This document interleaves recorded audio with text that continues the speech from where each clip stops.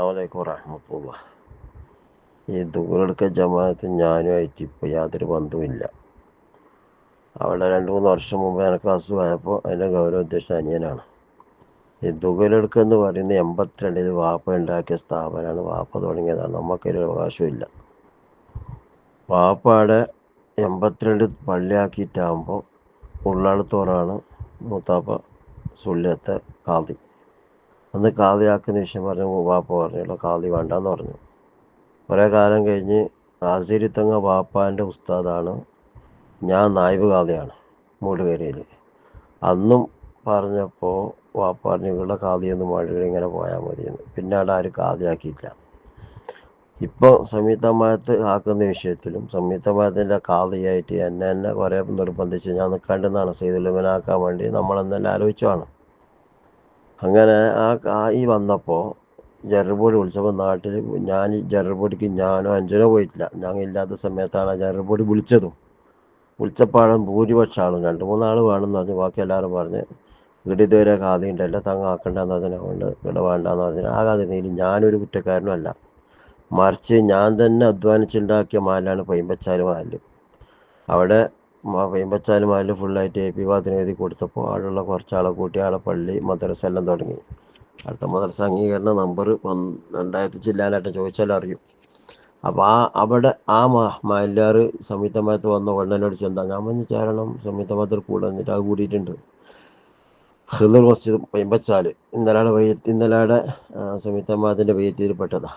അതേപോലെ തന്നെ വെള്ളാര കളിഞ്ച ബുഖാരി മസ്ജിദ് നമ്മൾ കവീലിലേക്ക് ചേർത്തിട്ടാണ് ആ പള്ളി ആ സ്ഥാപനമാക്കിയത്. അതും സംയുക്തമായത്തിൽ ചേർന്നിട്ടുണ്ട്.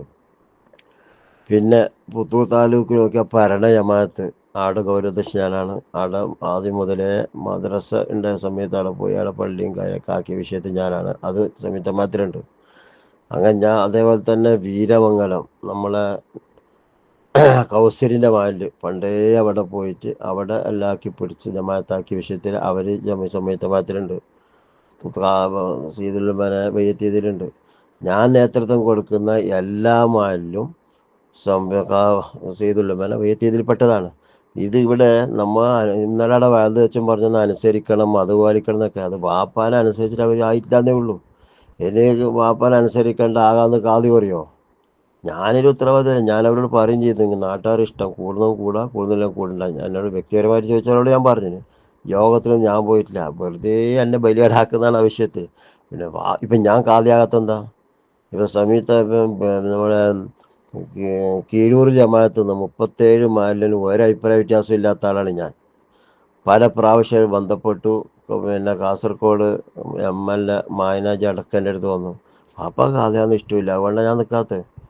മൂടുകാരൻ ഞാൻ നിന്ന് തന്നെ ഞാൻ തന്നെ അറിയില്ല. അസീരിത്തങ്ങൾ തന്നെ കാതിയായി തങ്ങ പിന്നെ ചെയ്ത ഉടനെ തന്നെ പറഞ്ഞു എൻ്റെ നായിബായിട്ട് എൻ്റെ പിന്നെ ശിഷ്യൻ ഫഖറുദ്ദീനെ ഞാൻ നായിബ് കാതിയാക്കുന്ന പറയുമ്പോൾ ഞാൻ സംഭവം അറിയുന്നു.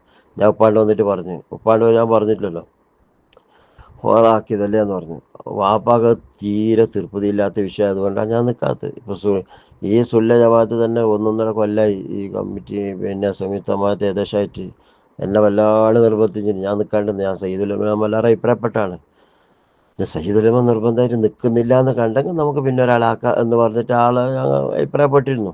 അല്ലാതെ ഇതിൽ ഞാൻ നിരപരാധിയാണ്. എൻ്റെ 2 മാലിലും സംയുക്തമായിട്ട് ചേർന്നിട്ടുണ്ട്. പൈമ്പച്ചാല ഹിദർ മസ്ജിദും അതുപോലെ തന്നെ ബള്ളാര കളിഞ്ച മസ്ജിദ്. അവർ രണ്ടും എന്നോട് ചോദിച്ചു എന്താക്കണം, കൂടണം. ഞാൻ കൂടണമെന്ന് ഞാൻ കൂട്ടിയതാണ്. ഇത് എന്നെ ആശയം പറയുന്നതൊക്കെ പറഞ്ഞു കൊടുത്താൽ മതി. അസ്സലാമു അലൈക്കും വറഹ്മത്തുള്ളാഹ്. ബഹുമാനപ്പെട്ട സൈനുല്ലാബിൻ തങ്ങളുടെ വായിസ് ഞാൻ കേട്ടു. ഞാൻ ദുഗലെടുക്കത്തിൻ്റെ ജമാഅത്തുകാരനാ.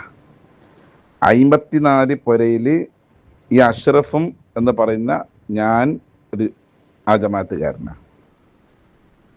തങ്ങൾ പറയുന്നതിൽ ഒരു സത്യവുമില്ല. തങ്ങൾ പറയുന്നുണ്ട് ഞാനൊരു 5, 6, 7, 8 ജമാഅത്തിനെ ഇങ്ങനെ പേരെടുത്ത് പറയുന്നുണ്ട്.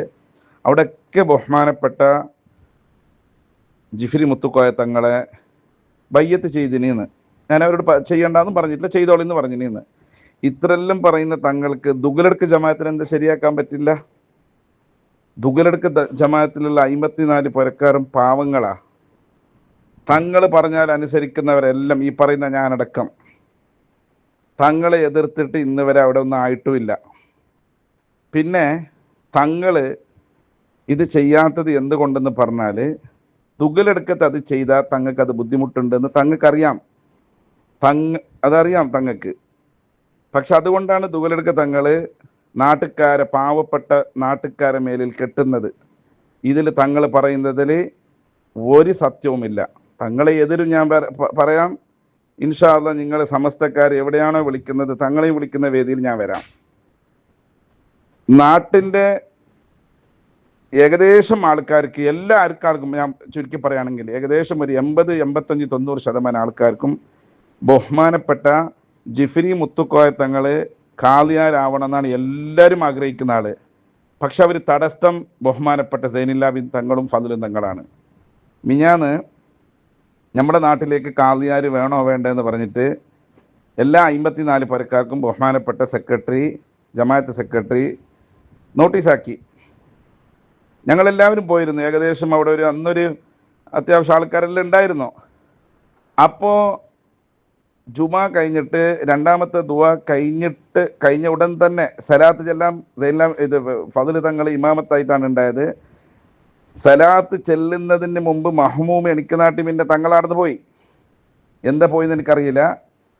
പോയിട്ട് പിന്നെ ഞങ്ങളെല്ലാം പിന്നെ ഇലായി നസ്തുലിൽ അങ്ങനെ പറഞ്ഞിട്ട് പള്ളിയായിട്ട് പുറത്ത് വന്നിട്ട് കുറച്ച് അവിടെ ഒരു 5-10 മിനിറ്റ് ഉണ്ടാകുമ്പോൾ ഫضല് തങ്ങൾ ഒന്ന് പുറത്ത് വന്നിട്ട് നമ്മളെ സെക്രട്ടറിയോടും കുറച്ച് ആൾക്കാരോട് ഭയങ്കര ചൂടായി. നീ ആരോട് കേട്ടിട്ടാണ് അത് അങ്ങനെ ആക്കിയത്, ഇങ്ങനെ ആക്കിയത്? അത് ഗൗരവാധ്യക്ഷനാണ് ബഹുമാനപ്പെട്ട ഫضല് തങ്ങൾ. അങ്ങനെ പറയാനേ പാടില്ല. ഫضല് തങ്ങളുടെ നേതൃത്വത്തിലാണ് എല്ലാം നടക്കേണ്ടത്. സൈനുല്ലാബിൻ തങ്ങളുടെ നേതൃത്വത്തിലാണ് എല്ലാം നടക്കേണ്ടത്. പിന്നെ ഈ 2-3 വർഷം പിന്നെ സൈനുല്ലാബിൻ തങ്ങൾ പറയുന്നത് ഞാൻ അവിടെ ഒന്നിനും ഇല്ലാന്ന്. എല്ലാത്തിനുണ്ട്. സൈനുല്ലാബിൻ തങ്ങളില്ലാതെ അവിടെ ഒരു ഉറുമ്പ് വരാനിങ്ങനെ ദുഗലർക്കത്തിനെ സംബന്ധിച്ചിടത്തോളം. തങ്ങളെ എല്ലാം ബഹുമാനമുണ്ട്. തങ്ങളെ ഇങ്ങനത്തെ ഒരു വായിസിൽ നിങ്ങൾ പച്ചക്കള്ളം പറയരുത്. നല്ല ബേജാറുണ്ട്. പാവപ്പെട്ട നാട്ടുകാരനായി എനിക്കുണ്ട്, കുറേ ആൾക്കാർക്കുണ്ട്. തങ്ങളെ മുന്നിൽ പേടിച്ചിട്ട് കുറേ ആൾ സംസാരിക്കുന്നില്ല. അതുകൊണ്ട് അന്നത്തെ ആ യോഗത്തിന് തങ്ങൾ വന്നില്ല, ജനറൽ ബോഡിക്ക് വന്നില്ല. ഫضല് തങ്ങൾ വന്നില്ല. ഞാൻ വരുന്നില്ല എന്ന് പറഞ്ഞു. അപ്പം ഞാൻ പറഞ്ഞ് ഇനിയിപ്പോൾ ഗൗരവാധ്യക്ഷൻ വന്നില്ലെങ്കിൽ മോശമല്ലേ, ഞങ്ങളുടെ വേറൊന്നും പിന്നെ ഒന്നും ആക്കാൻ പോകുന്നില്ലല്ലേ, ഖാദിയാർ വേണോ വേണ്ടതല്ലേ. അങ്ങനെ പോയി, എല്ലാവരും പോയി, അവിടെ ഉണ്ടായവരെല്ലാം പോയിട്ടാകുമ്പോൾക്ക് ആരും ഒന്നും പറയുന്നില്ല. ഞാൻ കുറച്ച് സംസാരിച്ചു. അപ്പോൾ ഒരാൾ ചോദിച്ച് ഈ ഖാദിയാരിൻ്റെ സാധക ബാധക എന്ത്? അപ്പോൾ ഞാൻ പറഞ്ഞു ഖാദിയാരിൻ്റെ സാധക ബാധക എന്തെന്ന് പറഞ്ഞിട്ട് സമസ്തക്കാരോട് ചോദിക്കണം, അവരല്ലേ ഇതാക്കിയത്. അപ്പോൾ ഇവിടേക്ക് എന്തുകൊണ്ട് വേണ്ട, അല്ലെങ്കിൽ ഇവിടേക്ക് വേണ്ട. കുറേ അഭിപ്രായങ്ങളൊക്കെ വന്നു. ഓരോ അഭിപ്രായങ്ങൾ പറയുമല്ലേ നാട്ടുകാർ. ഇതിനെല്ലാം പിന്നിൽ കളിച്ചത് ബഹുമാനപ്പെട്ട സൈനുല്ലാബിൻ തങ്ങളാണ്. ഞാൻ തങ്ങളെ മക്ബറയിൽ വന്നിട്ട് സത്യം പറയാൻ റെഡിയുണ്ട്. തങ്ങൾ വാപ്പാൻ്റെ മുന്നിൽ വന്നിട്ട് പറയണം. മക്ബറയിൽ വന്നിട്ട് പറയണം, മുസാഫ് പിടിച്ചിട്ട് പറയണം ഞാൻ ഇതിൻ്റെ പിന്നിലില്ല എന്ന് പറഞ്ഞിട്ട്, എന്നെങ്കിലും ഞാൻ വെക്കാം. പക്ഷെ ബഹുമാനപ്പെട്ട സെക്രട്ടറിക്ക് വരെ അയാളുടെ 1-2 വായ്സ് ഉണ്ട്. ഇൻഷാ അള്ളാഹ് ഞാൻ വേണ്ടി വന്നെങ്കിൽ ഇതിലേക്ക് ഞാൻ ഇട്ടുതരും. മൂപ്പര് പറയാണ്, ഞാൻ കുറേ പറയുന്നുണ്ട്, ഞാൻ പിന്നെ പറയാം ഇൻഷാ അള്ളാഹ്. അതുകൊണ്ട് നിങ്ങൾ തങ്ങളുടെ ഈ കാര്യത്തിൽ സത്യം ഇല്ല എന്ന് എനിക്ക് പറയാനുള്ളത്, നിങ്ങൾ ആരും അതിൻ്റെ വലയിൽ പെടാനും പാടില്ല. ഇനിയും ഇൻഷാ അള്ളാഹ് ദുഗലടക്കത്തിലേക്ക് ഖാദിൻ്റെ ആവശ്യമുണ്ട്. ഞങ്ങളെല്ലാം ആവശ്യക്കാരാണ്. ഖാദിൻ്റെ കാര്യത്തിൽ ഭൂരിപക്ഷം എല്ലാത്തിലും ഭൂരിപക്ഷം പറയുന്നവരവിടെ ആൾക്കാർ. തങ്ങൾക്ക് ഇത്ര പറഞ്ഞാൽ മതിയല്ലേ. ഇപ്പോൾ എല്ലാ ബെള്ളാരെയും പിന്നെ പൈമ്പച്ചാലും കാര്യങ്ങളൊക്കെ പറയുമ്പോൾ തങ്ങൾ പറഞ്ഞാൽ ഈ കാര്യത്തിലൊന്നും തങ്ങളാരും അനുസരിക്കല. തങ്ങൾക്കത് പറഞ്ഞേ പറ്റൂ. ദുഗലെടുക്കുക എന്ന് പറയുന്നത് അങ്ങനല്ല. ദുഗലെടുക്കുക എന്ന് പറയുന്നത് തങ്ങളുടെ തലസ്ഥാനാണ്. എല്ലാം നടക്കുന്നത് ദുഗലെടുക്കത്തിനാണ്. അപ്പോൾ ദുഗലെടുക്കക്കാർക്ക് അന്ന് സമസ്ത അംഗീകരിക്കണമെന്ന് പറയുമ്പോൾ 110% എതിർത്താറാണ് ബഹുമാനപ്പെട്ട സൈനുല്ലാബിൻ തങ്ങൾ. എന്നിട്ട് അന്നൊരു മുഹദ്ദിൻ ഉണ്ടായിരുന്നു, മുക്രിക്ക. അയാളുടെ നേതൃത്വത്തിൽ അവിടെ സമസ്ത അംഗീകരിച്ചു. അവിടുത്തെ ജമാഅത്ത്, ബഹുമാനപ്പെട്ട ജമാഅത്തും കുറച്ചാളൊക്കെ കൂടിയിട്ട് അവിടെ സംസ്ഥാന മദ്രസും സമസ്തയൊക്കെ അംഗീകരിച്ചിട്ട് അൽഹംദുലില്ലാ ആ പാവപ്പെട്ട മുഹദ്ദിനെ പിന്നത്തെ കൊല്ലം പിരിച്ചുവിട്ടു. ഒറ്റ കാരണം കൊണ്ടാ. അയാൾ നല്ല വിഷമത്തിലുണ്ടായ കാലത്ത് അയാൾ ഉണ്ടായിരുന്നത്. അയാളുടെ ഒരു മകൻ ഒരു ആക്സിഡൻറ്റിൽ മരിച്ചിട്ട് ആ ഒരു നൊമ്പരത്തിൽ ഉണ്ടാകുന്ന സമയത്താണ് പിന്നെ തങ്ങളും പിന്നെ അവിടുത്തെ ആൾക്കാരൊക്കെ ആ ഉസ്താദിനെ പറഞ്ഞു വിടുന്നത്.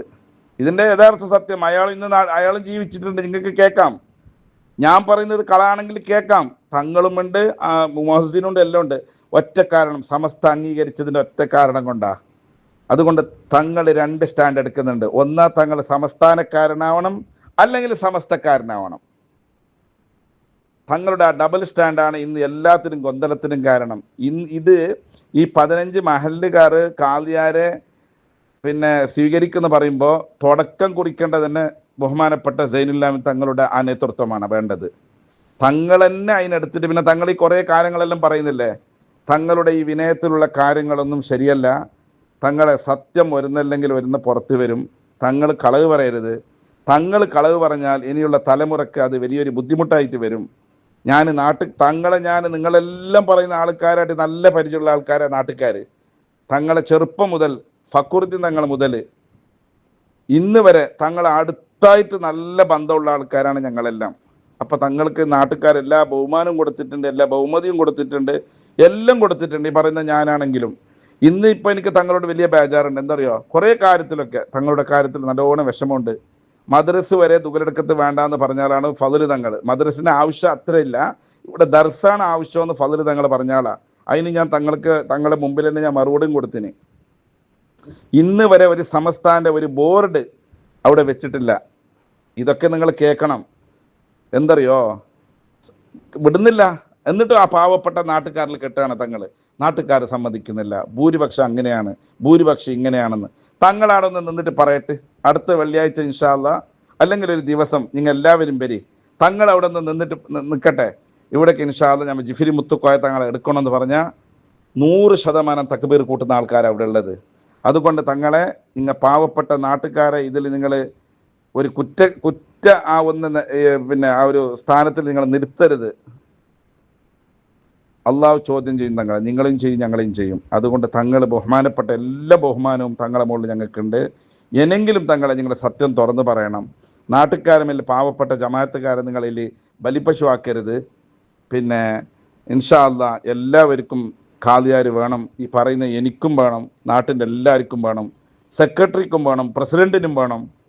സെക്രട്ടറി വേണമെന്ന് പറയുന്നതിനും സെക്രട്ടറിന് ഒരുപാട് ആവശ്യത്തിന് വോയിസുകളൊക്കെ എൻ്റെ കൈമയുണ്ട്. ഇൻഷാ അല്ലാ വേണമെങ്കിൽ അത് നിങ്ങൾക്ക് ഞാൻ കേൾപ്പിക്കാം. നിങ്ങൾ ചോദിച്ചാൽ ഞാൻ കേൾപ്പിക്കാം. പിന്നെ ഇൻഷാ അല്ലാ നിങ്ങൾ സൈനുല്ലാമി തങ്ങളായിട്ട് സംസാരിച്ചിട്ട് അവിടേക്ക് ഖാദിയാരെ നിങ്ങൾ നിയമിക്കണം. അത് ഞങ്ങളുടെ നാട്ടിൻ്റെ ഒരു ഉയർച്ചയാണ്. ഇൻഷാ അല്ലാ എല്ലാവരും ദുആ ചെയ്യണം. അസ്സലാമു അലൈക്കും വറഹ്മത്തുള്ളാഹി.